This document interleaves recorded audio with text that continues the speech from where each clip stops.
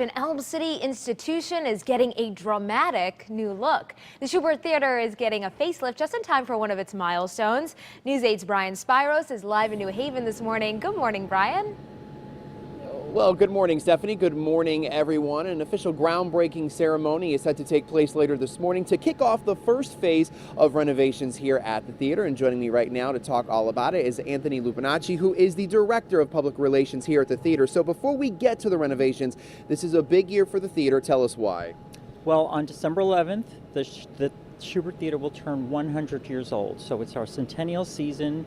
We're really looking forward to celebrating the fact that the theater has been such a huge part of New Haven for the last 100 years. The renovations are part of the whole process of getting the building ready for the 100th anniversary and then to lead us into the next 100 years of the Shubert. Speaking of renovations, what exactly is going to be taking place here inside the theater? What specific projects are going to be done? Well, the renovation is going to be a multi-year project, and this summer the theater will be closed so that we can get the building upgraded. There's a lot of mechanical parts of the building that have not been really checked or replaced since the building first reopened back in the early 1980s. So it's really time for an upgrade so that we can increase efficiency.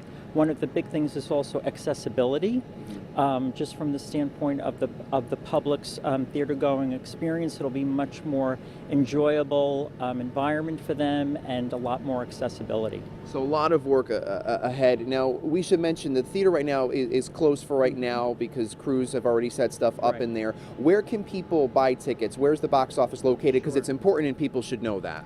We've relocated the box office right down the block on the corner of College and Chapel Street, and most people are very familiar with the Info New Haven Visitor Center. It's a big hub for people to go to for information about all things happening in New Haven. So we have a box office right in the Visitor Center. People can walk in.